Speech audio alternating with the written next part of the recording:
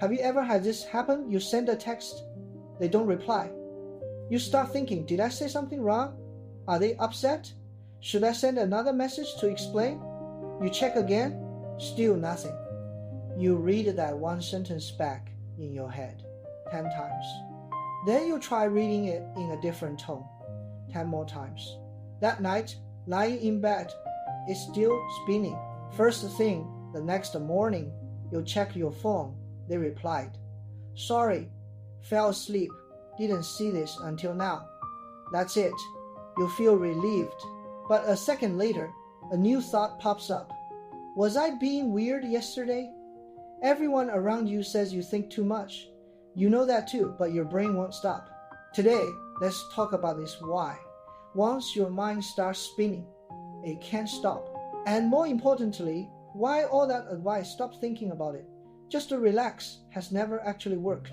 Here's something you might not realize. Overthinking isn't because you're too sensitive or because something's wrong with you. It's an automatic habit you don't even notice happening.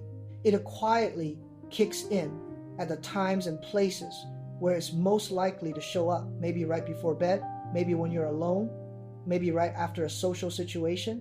You don't even notice it started. It just takes over. Here's the first thing to understand. You have to see it before you can change it. But just the seeing it isn't enough. The way we usually overthink looks like this. Are they upset?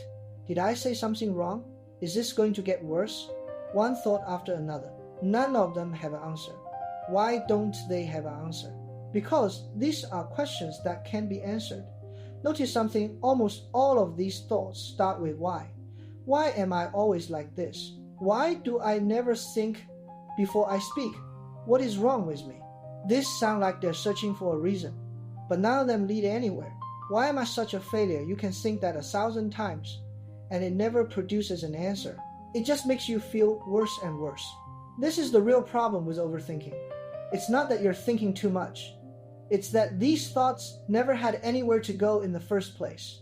They're like a wheel spinning in place. The faster it spins, the more dust it kicks up. But the car hasn't moved an inch. So what does a useful thought actually look like? Simple swap. Why for what? Why do I always say the wrong thing? Becomes, what can I do next? The difference looks small. It's not. Why points at you. You have a problem. You're not good enough. You're always like this. That question has no answer. It just pulls you in deeper. What points at an action, something specific, something you can do right now. One question spins in place. The other one moves forward. Here are 3 things you can do starting today. First, right now, 15 seconds. Think of something you've been replaying lately. Maybe that unanswered text or something you said in a meeting. Take the why question in your head and swap it for a what question. Not are they upset, instead, if they really are upset, what can I do next? Write it down or just say it to yourself. In those 15 seconds, you just swap the question with no answer for one that has 1 second. Set a limit on this. You don't need to force yourself to stop thinking about it. The harder you try not to think about something, the more you will. It's like being told, don't think about a pink elephant, and suddenly that's all you can picture. Instead, tell yourself, I'll let myself think about this 3 more times. After that, I'll let it go for now. Write it in your notes app or set a reminder. This is completely different from just suppressing it. Suppressing is slamming a door shut while whatever's behind it keeps knocking. This is telling your brain, I know you want to figure this out. You get 3 more tries, and then we're handing this over to time. Once your brain gets the signal that this is being handled, that urge to keep pushing starts to ease off. Third, and this is the one that matters most, thinking has to end in a small concrete action, no matter how small. Take that what question from before. If they really are upset, what can I do next? And once you've thought it through, find one thing you can actually do right now. Maybe it's replying, hey, about yesterday, just wanted to add one more thing. Maybe it's writing in your notes, check in with them tomorrow. Or maybe it's simply deciding, I'm done thinking about this tonight. I'll deal with it tomorrow, and then actually going to do something else. Watch something. Go for a walk. Note, this isn't the same as avoidance. Avoidance is pretending the thing doesn't exist indefinitely. This is different. This round of thinking already has a conclusion and a place to land.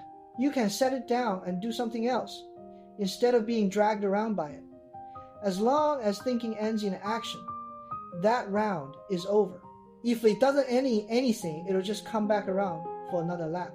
That unanswered text is not because you think too much, and it's not because you're too sensitive. It's because that thought never had anywhere to go. Are they upset? You could think that 100 times and never get an answer. But if they really are upset, what can I do next? Think that once and you get a result. Next time you catch yourself replaying the same sentence over and over, try swapping the question. You'll notice that spinning wheel suddenly finds somewhere to land. This is just the first layer. This same kind of loop shows up in other places too, like feeling like you never have enough money no matter how much you earn, or feeling exhausted but unable to actually relax. Underneath, it's the same thing spinning. I'll keep unpacking this for you. By the way, that earlier video about feeling poor the more you earn, same idea, really something spinning in your head with nowhere to go. It's right there on your screen if you haven't seen it yet.